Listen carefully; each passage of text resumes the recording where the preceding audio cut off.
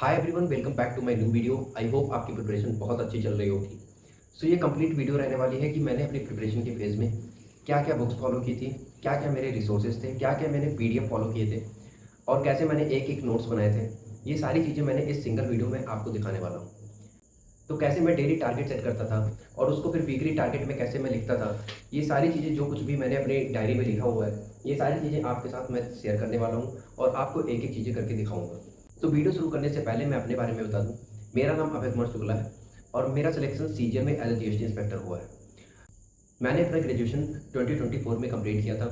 उसके बाद मैंने कंप्लीट 1 साल की प्रिपरेशन एसएससी सीजीएल के लिए की थी और 1 साल तो प्री और मेंस और रिजल्ट आने के प्रोसेस में लग जाते हैं, तो टोटल प्रिपरेशन आपकी 2 साल की हो जाती है। तो 2 साल में मैंने जो कुछ भी फॉलो किया था वो सारी चीज़ें आपके साथ इस सिंगल वीडियो में बताने वाला हूँ। सो वीडियो को बिना किसी देरी के शुरू करते हैं।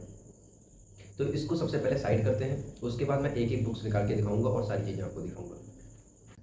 सो सबसे पहले मैथ। जिन्होंने भी मेरी 6 मंथ की कंप्लीट स्ट्रेटजी जो मैंने यूट्यूब चैनल पे अपने डाली थी उसको देखा होगा, तो उसमें मैंने बताया था कि मैंने अर्थमेटिक का जो नोट्स बनाया था वो बहुत ज़्यादा बल्कि नोट्स बन गया था, जिसके कारण मैं चीज़ें टाइप वाइज रिवाइज नहीं कर पाता था। तो इसलिए मैंने गगन प्रताप सर की जो कॉन्सेप्ट इनकी बुक थी इसको मैंने ऑर्डर किया था और ये बुक बहुत ज़्यादा हेल्पफुल मुझे की, क्योंकि मैंने कुछ ऐसे चैप्टर थे जो जैसे कि ट्रिग्नोमेट्री हो गया और अलजेब्रा हो गया, तो उसके फॉर्मूले भी बहुत अच्छे अच्छे तरीके से इसमें लिखे हुए हैं। और इस बुक में जितने अच्छे तरीके से चीज़ें अरेंज हैं, जैसे कि अर्थमेटिक का कोई भी चैप्टर अगर आप लेंगे तो उसमें हर एक क्वेश्चन टाइप वाइज अरेंज है। तो इस बुक से मैं प्रॉपर रिवाइज कर लेता था। उसके बाद में प्रैक्टिस के लिए ये जो गगन प्रताप सर की 8000 प्लस कॉन्सेप्ट की बुक थी, इसको मैंने मंगाया था और इससे मैं प्रैक्टिस करता था। प्रैक्टिस के लिए जैसे कि मैंने बताया था कि केवल मैंने सीजीएल और सीएचएसएल के क्वेश्चन लगाए थे और आपको भी वही बुक लेनी है जिसमें चीज़ें टाइप वाइज अरेंज हो और आपको भी केवल सीजीएल और सीएचएसएल के क्वेश्चन लगाने हैं। क्योंकि इसी बुक में अगर मैं बात करूं तो अगर आप ज्योमेट्री का चैप्टर उठा के देखेंगे तो उसमें लगभग 700 से 800 क्वेश्चन है। एक चैप्टर का क्वेश्चन लगाने में आपको लगभग 15 दिन लग जाएगा, तो आप रिवाइज कब करेंगे? इसलिए मैं केवल सीएचएल और सीएचएसएल के क्वेश्चन लगाता था और उसमें केवल 200 से 250 क्वेश्चन ही रह जाते थे और उसको मैं कम से कम 4-5 दिन में ही लगा लेता था, जिससे मेरा ज्योमेट्री तुरंत रिवाइज हो जाता था। तो इसलिए आपको भी यही तरीका फॉलो करना है जो कि आपको बहुत हेल्प करेगा। बाकी मैंने अपना proper geometry, mensuration, prism pyramid, statistics, probability, वो सारे नोट्स मैंने प्रॉपर बनाए थे और इन सारे नोट्स का मैंने पीडीएफ अपने टेलीग्राम चैनल पे डाला हुआ है, आप जाकर के देख सकते हैं। आप देख सकते हैं मेरे प्रॉपर एक एक नोट्स को, कैसे मैंने चीज़ें बनाई हुई थी। ये सारी चीज़ें आप देख सकते हैं कि कैसे मैंने एक एक चीज़ बनाई हुई थी। ये प्रॉपर मैंने नोट्स बनाए थे। बाकी मैथ की एक और नोटबुक थी जिसमें मैं जितने भी मॉक में क्वेश्चन गलत जाते थे उसको मैं एक एक करके ऐसे प्रॉपर लिख लेता था। ये भी चीज़ें मुझे बहुत ज़्यादा मुझको हेल्प की हैं, क्योंकि सारे क्वेश्चन जब आप एक नोटबुक में लिख लेते हैं तो आप प्री से पहले आपका 30 से 40 पन्ने का एक पूरा मिस्टेक की कॉपी बन जाती है और वो सारी चीज़ें आप जब रिवाइज करते हैं तो आपको बहुत ज़्यादा हेल्प मिलती है, क्योंकि सारी चीज़ें आप अपने मिस्टेक से सीखते हुए चले जाते हैं। तो ये प्रॉपर मेरी मैथ की सारी रिसोर्सेज थे। इसके अलावा मैंने कुछ फॉलो करने की ज़रूरत नहीं पड़ी और उसके अलावा केवल मैंने मॉक दिया था और कुछ नहीं किया था। अब बात करते हैं कि मैंने इंग्लिश के लिए क्या क्या चीज़ें फॉलो की थी। देखिए, इंग्लिश में अगर बात किया जाए तो मैंने जैसा कि इंग्लिश की कंप्लीट 6 मंथ की स्ट्रेटजी में जो कि मैंने यूट्यूब चैनल पे अपलोड की थी, अगर आपने देखा होगा तो आपको बहुत हेल्पफुल मिली होगी। उसमें मैंने बताया भी था कि मैंने अपनी जो रीडिंग की चीज़ें थी वो मैंने कंप्लीट इंग्लिश माध्यम के एडिटोरियल से ही कंप्लीट की थी, जो कि टेलीग्राम पे डेली आता है। उसको मैंने बहुत 6 से 7 महीने लगभग उसको रीड किया था, जिससे मेरी इंग्लिश में चीज़ें बहुत इंप्रूव भी मिली थी। मैंने वोकैब के लिए प्रॉपर ब्लैक बुक को फॉलो किया था। ब्लैक बुक में कंप्लीट वोकैब जितनी भी सारी चीज़ें थी इसको मैंने बहुत बार रिवाइज किया है। देख सकते हैं पेंसिल से काफ़ी बार टिक लगा हुआ है, तो ये चीज़ें मैंने बहुत बार इसको रिवाइज किया है। उसके बाद में ब्लैक बुक में क्योंकि वोकैब बहुत सारी हैं, अब मान लीजिए कि अगर आपकी प्री के एग्जाम में केवल 1 मंथ या 20 दिन बचते हैं तो आप ब्लैक बुक रिवाइज नहीं कर सकते। तो इसके लिए मैंने प्रॉपर अपना नोट्स बनाया था। हर एक, जैसे मान लीजिए सिनोनिम्स है, वन मोर सब्स्टिट्यूशन है, तो इसमें से 200 से 250 हर एक सेक्शन से मैंने वोकैब्स निकाली थी जो मैं बार बार भूल जा रहा था और उसका प्रॉपर मैंने एक लिस्ट बना लिया था। आप देख सकते हैं मेरी नोटबुक में ये प्रॉपर मैंने एक एक सेक्शन का मैंने प्रॉपर लिस्ट बना लिया था, जो कि मुझे एग्जाम के दौरान 6 से 7 दिन पहले या 20 दिन पहले मैं प्रॉपर इसी को रिवाइज कर लेता था। इसके अलावा मुझे कुछ करने की ज़रूरत नहीं पड़ती थी। बाकी ग्रामर के लिए मैंने प्रॉपर 120 रूल्स, जो कि निम्सा बंसल मैम की पीडीएफ है, उसको मैंने कम से कम 8 से 10 बार प्रॉपर रिवाइज किया है और पिनेकल को मैंने प्रैक्टिस किया है। पिनेकल के लिए मैंने बुक नहीं ली थी, मैंने पीडीएफ से ही प्रैक्टिस की थी, इसलिए मेरे पास बुक है भी नहीं।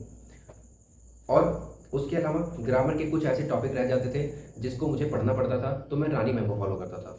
उनकी जो फ्रेजल वर्क की लगभग 17 वीडियोस पड़ी हुई हैं यूट्यूब पे, वो मैंने प्रॉपर देखी थी और उसका मैंने एक एक करके प्रॉपर नोट्स भी बनाया था। आप देख सकते हैं कि फ्रेजल वर्क का ये मेरा प्रॉपर नोट्स है।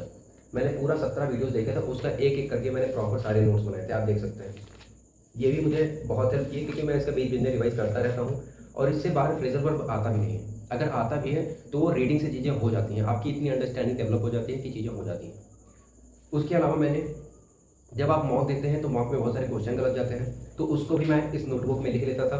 ये देख सकते हैं आप, कितने वोकैब्स या ग्रामर के कोई भी रूल गलत जाते थे तो उसको मैंने इसमें लिखता हुआ चला जाता था। और ये चीज़ें भी एग्ज़ाम के दौरान आप रिवाइज़ करके जाते हैं तो बहुत सारी चीज़ें हेल्प करती हैं आपको। तो ये प्रॉपर रह गया इंग्लिश के बारे में।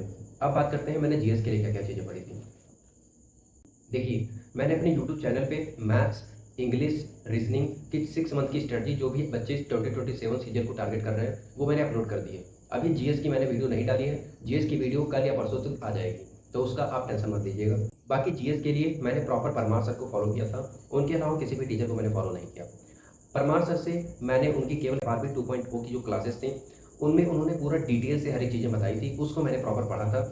उसके अलावा जो उनका मैंने नोट्स था वो मुझे टेलीग्राम चैनल पे मिल गया था, तो टेलीग्राम चैनल से फिर मैंने उसका प्रॉपर पीडीएफ निकलवा लिया था। आप देख सकते हैं, ये हो गया हिस्ट्री का, ऐसे ही ज्योग्राफी है, ऐसे ही पॉलिटी है, ऐसे ही इकोनॉमिक्स है। देख सकते हैं आप, ये पॉलिटी हो गया, ये इकोनॉमिक्स हो गया। तो सारे सब्जेक्ट का मैंने प्रॉपर नोट्स निकलवा लिया था। इसी नोट्स को मैंने मल्टीपल टाइम रिवीजन किया है और बीच बीच में जब भी मैं मान लीजिए कोई भी सब्जेक्ट को रिवाइज करना है तो जब आप नोट्स कम से कम 5 से 6 बार पढ़ देते हैं, उसके बाद आपका नोट्स बीच में रिवाइज करने का मन नहीं करता, तो मैं वन शॉट क्लासेस देख लेता था। जैसे 4 से 5 घंटे की उनकी क्लासेस रहती हैं, एक प्रॉपर एक बार में देख लेता था, तो वो सब्जेक्ट प्रॉपर पूरा का पूरा रिवाइज हो जाता था। तो मैंने FRB 2.0 वन शॉट क्लासेस, बाकी यही PDF के नोट्स मैंने बार बार रिवाइज किए हैं, बाकी सेक्शनल मॉक दिए हैं, इसी से मेरी सारी चीज़ें हो जाती थी। उसके अलावा मैंने बहुत ज़्यादा वीडियोज़ पे डिपेंडेंसी नहीं दिखाई, क्योंकि बहुत ज़्यादा आप वीडियो भी देख लेते हैं तो आप उसको रिवाइज नहीं कर पाते हैं, तो इसलिए मैंने चीज़ें लिमिटेड रखी और लिमिटेड चीज़ें ही मैंने फॉलो की। बाकी मुझे सबसे ज़्यादा दिक्कत होती थी बायो में, क्योंकि मैं मैथ्स का स्टूडेंट था तो बायो पढ़ने में बहुत दिक्कत होती थी। इसलिए मैंने क्या किया कि बायो के लिए मैंने प्रॉपर नोट्स बना लिया था। आप देख सकते हैं, मैंने परमार सर से ही पढ़ा था, लेकिन प्रॉपर मेरा बायो का ये नोट्स है। बायो को मैंने एक एक चीज़ करके डिटेल में पूरी तरीके से पूरा नोट्स मैंने बना लिया था। सारे चैप्टर्स इसमें प्रॉपर लिखे हुए हैं और एक एक चीज़ें पूरा प्रॉपर इसमें लिखी हुई हैं। तो ये मेरा बायो का नोट्स था। तो इसके अलावा मैंने करंट अफेयर्स मेंस के टाइम पढ़ा था, प्री के टाइम नहीं पढ़ा था, क्योंकि प्री का मार्क्स वैसे भी जुड़ता नहीं है, तो प्री के टाइम केवल जो अदर 3 सब्जेक्ट हैं उस पर ज़्यादा ध्यान देना चाहिए। बाकी जो मेन 4 कोर सब्जेक्ट हैं, हिस्ट्री, ज्योग्राफी, पॉलिटी, इकोनॉमिक्स, उस पर ज़्यादा ध्यान देना चाहिए। करंट अफेयर्स केवल मेंस के टाइम पढ़ना चाहिए और वही मैंने किया था। मैंने परमार सर की 60 से 70 पेजेस की एक जो PDF उन्होंने प्रोवाइड किया था, उसी को मल्टीपल टाइम रिवीजन किया था और उसी से क्वेश्चन मेंस में फंसे भी थे। तो आप भी अगर करंट अफेयर्स से प्रॉब्लम है आपको तो मेंस के टाइम पढ़िएगा, वो भी परमार सर की PDF जरूर पढ़ लीजिएगा, बहुत फायदेमंद होगी। अब हम बात करते हैं कि मैंने रीजनिंग में क्या क्या चीज़ें फॉलो की थी और उसके बाद बात करते हैं कंप्यूटर में। तो देखिए, रीजनिंग की अगर बात किया जाए तो रीजनिंग में मैंने जैसा कि बताया था कि मैंने ना कोई बुक को फॉलो किया था, ना किसी टीचर को फॉलो किया था, क्योंकि किसी भी बुक को फॉलो करने जाएंगे आप तो आप 400-500 क्वेश्चन एक ही चैप्टर में देखेंगे और आप उसको सॉल्व नहीं कर सकते हैं, क्योंकि आपके पास इतना टाइम भी नहीं है। आपको GS भी पढ़ना है, इंग्लिश भी पढ़ना है, मैथ भी पढ़ना है, तो आप रीजनिंग को इतना टाइम नहीं दे सकते हैं। इसलिए मैंने रीजनिंग के लिए केवल मॉक्स दिए थे, जो भी चैप्टर फंसते थे मैं यूट्यूब पे जाके देख लेता था। बाकी केवल एक प्लेलिस्ट मैंने फॉलो की थी, SSC एंड गेम, और उन्होंने जो एक एक चैप्टर में 60 से 70 इंपॉर्टेंट क्वेश्चन कराए हैं उसको मैं प्रॉपर ऐसे लिख लेता था। ये चीज़ें आप देख सकते हैं, ये चीज़ें बहुत ही हेल्प की मुझको एग्जाम के दौरान। जैसे इंपॉर्टेंट चीज़ें मैं ऐसे लिख लेता था तो ये चीज़ें बहुत हेल्प करती थी मुझको। बीच बीच में इसका रिवीजन कर लेता था सैटरडे संडे को। बाकी जो मॉक्स दे रहा था उस मॉक्स में जो चीज़ें गलती जा रही थी उन गलतियों को भी मैं अपने एक प्रॉपर नोट्स में ऐसे लिखते हुए चला जाता था। देख सकते हैं आप, तो आप भी ये चीज़ें कर सकते हैं, आपको भी बहुत हेल्पफुल मिलेगी। अब बात करते हैं कि मैंने कंप्यूटर के लिए क्या फॉलो किया था और क्या रिसोर्सेज थे। देखिए, इस बार सीजन 2025 में मेंस में लगभग कंप्यूटर में 40 से 50% बच्चे फेल हो गए। तो कंप्यूटर टफ तो आया था कह सकते हैं, पर इतना भी टफ नहीं था कि आप 20 से 21 नंबर निकाल सकते हैं। देखिए, मैंने कंप्यूटर के लिए प्रॉपर राधिका मैम को फॉलो किया था। उनकी जो 3.0 की क्लासेस थी उसको मैंने एक एक करके बहुत बार देखा है, और उनका जो 2.0 का नोट्स था वही मैं रखा था, और उसी नोट्स को मैंने कम से कम 7 से 8 बार रिवाइज किया। आप देख सकते हैं एक एक चीज़ को कैसे मैं प्रॉपर पेंसिल से पेन लगा के प्रॉपर मैं हाईलाइट करके एक एक चीज़ें प्रॉपर रिवाइज करता था। तो इसको मैंने कंप्यूटर की 2.0 क्लासेस को ही देखा था और इसी को प्रॉपर मैंने रिवाइज किया था। इसके अलावा कंप्यूटर के लिए मैंने कुछ नहीं किया और केवल मॉक दिया था मैंने, उसी को बार बार एनालाइज करता था। यही सारी चीज़ें की थी और इसी को करने की ज़रूरत भी है, क्योंकि इससे बाहर अगर कंप्यूटर आएगा भी तो वो चीज़ें नहीं हो पाएंगी, क्योंकि बहुत ज़्यादा अगर ज़्यादा रिसोर्स को फॉलो करेंगे तो आप रिवाइज नहीं कर पाएंगे और वो चीज़ें आपकी सही भी नहीं जाएंगी पेपर में। तो हमेशा चीज़ों को लिमिटेड रखिए, वही चीज़ें आपको हेल्पफुल रहेंगी। बाकी अब बात करते हैं कि कैसे मैं डेली टारगेट बनाता था, कैसे मैं डायरी में एक एक चीज़ें लिखता था, वो आपको दिखाने वाला हूँ। देखिए, ये मेरी डायरी है। इस डायरी में मैं प्रॉपर डेली टारगेट जो बनाता था उसको लिखता था, मैं जो वीकली टारगेट बनाता था उसको लिखता था। और जब मैंने 2024 ग्रेजुएशन पास किया था, तो जब मैं एनडीए में 2 बार रिटर्न क्वालीफाई करके उसके बाद एसएसबी से जब आउट हुआ था, तो मैं कुछ डिसाइड नहीं कर पा रहा था कि किस फील्ड में मुझे जाना चाहिए। तो वो सारी चीज़ें मैंने बहुत सारी चीज़ें इसमें लिखी हुई हैं, तो आपको मैं दिखा सकता हूँ। आप देख सकते हैं क्या-क्या चीज़ें हैं।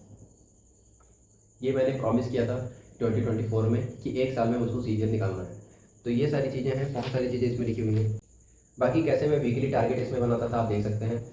ये वीकली टारगेट है। ये ऐसे मैं बॉक्स बना के लिख लेता था कि Monday, Tuesday, Wednesday, Thursday, Friday किन-किन चीज़ों को मुझे फॉलो करना है, और हर डे को मैं ऐसे टिक लगाते हुए चला जाता था कि कितनी चीज़ें मैं फॉलो कर रहा हूँ। बाकी जब ये चीज़ें मुझे वीकली टारगेट वाला सही नहीं लगा, तो फिर मैंने डेली टारगेट स्टार्ट कर दिया, और आप देख सकते हैं कि मैं डेली टारगेट लिखता हुआ चला जाता था। ये ऐसे पॉइंट वाइज़ कि किन-किन चीज़ों पे मैं टिक कर रहा हूँ। आप देख सकते हैं कि किसी-किसी सब्जेक्ट पे टिक नहीं लगा है, मतलब कि कंप्लीट डेली टारगेट को फॉलो नहीं कर पाता था, लगभग 80 से 90% फॉलो कर पाता था। और यही चीज़ें आपको भी करनी है, आपको मेन कंसिस्टेंट रहना है। 100% डेली टारगेट अगर आपका नहीं भी कंप्लीट हो रहा है तो कोई बात नहीं, पर आपको डेली कंसिस्टेंट रहना है, और जितना फॉलो कर सकते हैं 70 से 80%, 90% उसको फॉलो करने की कोशिश करनी है। और आपको भी ऐसे ही डेली टारगेट बनाना है, उसको फॉलो करने की कोशिश करनी है। तो ये सारी चीज़ें थी प्रॉपर, जो भी चीज़ें मैंने अपनी सीजन प्रिपरेशन के दौरान फॉलो की थी, यही सारी चीज़ें थी। इसके अलावा मैंने कुछ फॉलो करने की कोशिश नहीं की। देखिए, बहुत सारी बुक्स, बहुत सारी रिसोर्सेज़ अगर आप फॉलो भी करेंगे, तो आप उसका रिवाइज़ नहीं कर सकते हैं, और 1 साल में आप कितना ही पढ़ लेंगे। जितनी चीज़ें ज़रूरत है उतनी ही चीज़ें पढ़िए, उससे ज़्यादा पढ़ने की ज़रूरत नहीं है। बाकी वीडियो अगर अच्छी लगी हो तो फॉलो ज़रूर करिएगा चैनल को, और जितनी भी स्ट्रेटजी की वीडियो है, जिस प्रिपरेशन के दौरान मेरा क्या टाइम टेबल था, वो भी वीडियो मैंने अपलोड किए हैं, आप जा कर के देख सकते हैं। बाकी वीडियो अच्छी लगी हो तो फॉलो एंड सब्सक्राइब ज़रूर करिएगा। बाकी मिलते हैं अगले वीडियो में, तब तक के लिए थैंक यू।